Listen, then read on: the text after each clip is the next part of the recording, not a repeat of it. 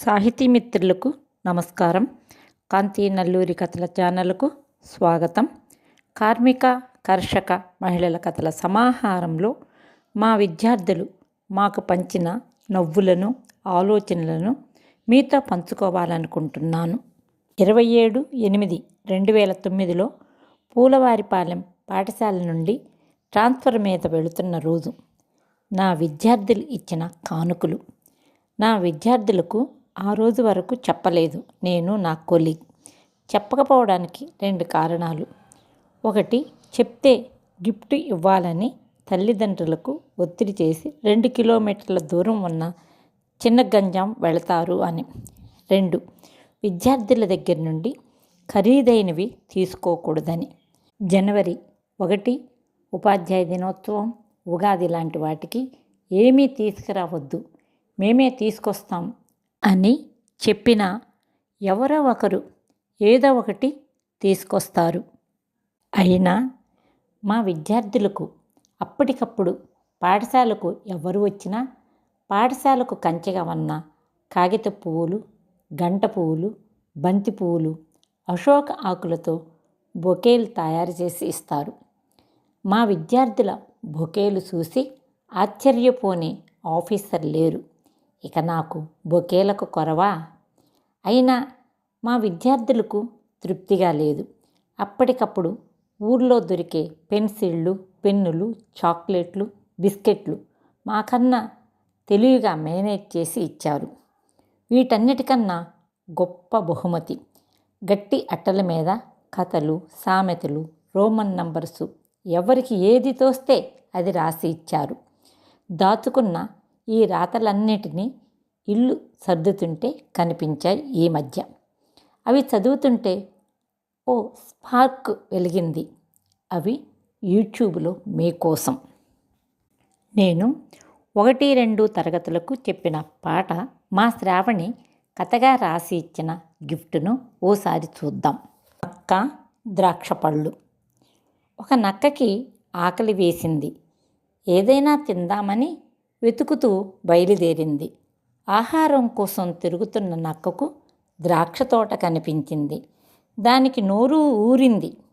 ద్రాక్ష పందిరి ఎత్తుగా ఉంది. ఒక గెంతు గెంతి అందుకోవాలని ప్రయత్నించింది. ద్రాక్ష పళ్ళ గుత్తి అందలేదు. ఇంకాస్త పైకి అనుకుంటూ మళ్ళీ గెంతింది. ఎంతసేపు గెంతినా ద్రాక్ష పళ్ళు అందలేదు. నోరు ఊరించే ద్రాక్ష పళ్ళు ఆ నక్కకు అందలేదు. మళ్ళీ ఎగిరింది. అయినా అందలేదు. దానికిప్పుడు ఆ పళ్ళు అందంగా కనిపించడం లేదు. ఛీ, ఈ పళ్ళు ఏం బాగుంటాయి అనుకుంటూ అక్కడి నుంచి వెళ్ళిపోయింది నక్క. ఈ కథ మన చిన్నప్పటి నుంచి, అంతకుముందు నుంచి కూడా వింటున్నాం. ఈ కథనే నేను పాటగా చెప్పాను. నేను చెప్పిన పాట: ఆకలైన నక్క ఒకటి తోటలోకి వెళ్ళింది, తోటలోని ద్రాక్ష గుత్తులు చూచింది, అందుకోవలెనని కోరిక పుట్టింది, ఇట్లా ఎగిరింది, అందుకోలేక ఎగిరి కింద పడింది, ఈ ద్రాక్ష పళ్ళు పుల్లన అంటూ పోయింది. దాదాపు పాటలన్నీ యాక్షన్తోనే చెప్తాం. నేను మా కొలీగ్ మార్గరెట్ గారు. ఈ పాట చెప్పినప్పుడు అది ఒక పాట అనుకున్నా, అంతే. కానీ నక్క శాకాహారినా మాంసాహారేనా? అది మాంసాహారి. నక్క ద్రాక్ష పళ్ళు తినదు. ద్రాక్ష పళ్ళ కోసం ఎందుకు ఎగిరిద్ది? కింద పడిద్ది? మీకెవరు చెప్పారు అన్నాను. 5 వాళ్లకు పాఠం చెప్పేటప్పుడు మాంసాహార జంతువులు శాకాహారం అంటే పళ్ళు, గడ్డి తినవు అని చెప్పారు. మా విద్యార్థుల ప్రశ్నలకు నేను మా కొలీగ్ ఆశ్చర్యపోలేదు. ఎందుకంటే మాకు మా విద్యార్థుల నుండి వస్తాయి కనుక ఇట్లాంటి ప్రశ్నలు. కాకపోతే మాకొక పని పెట్టారు. నక్క ద్రాక్ష పళ్ళు తింటుందా లేదా అని. కొన్ని ఉభయభక్ష జీవులుంటాయి, అంటే మాంసాహారము శాకాహారం 2 తింటాయి అని.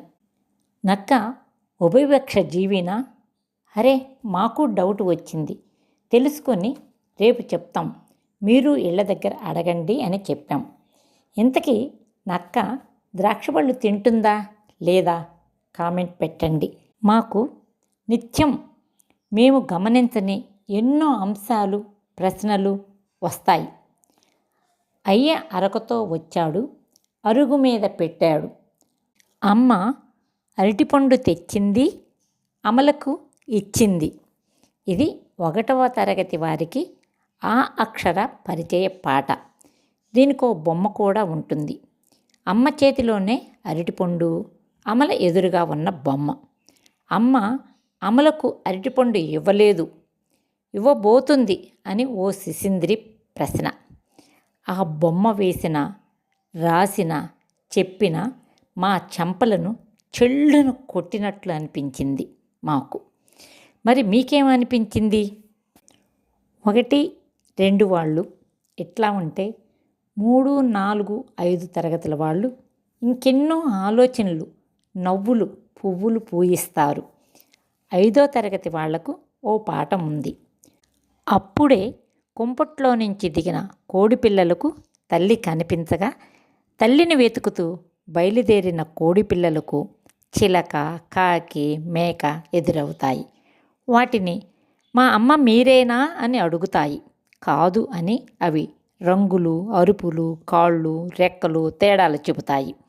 మేం కూడా అలానే చెప్పేస్తాంగా మెకానికల్గా. ఈ పాఠం చెప్పాను.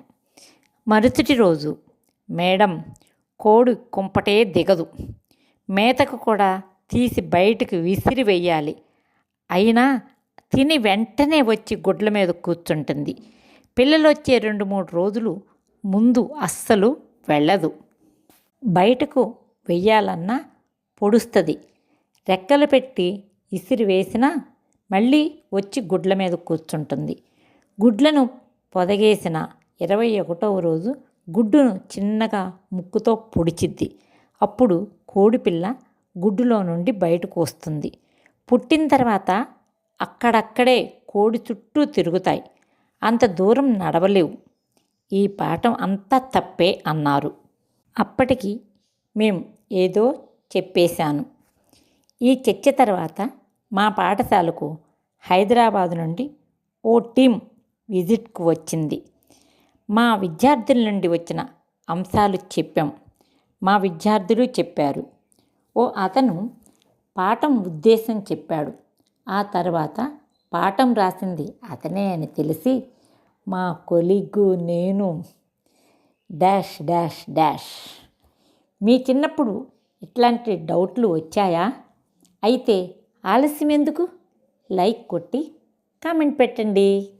మా పిల్లలు పంచిన నవ్వులు మీ దాకా వచ్చాయి కదూ. Thank you.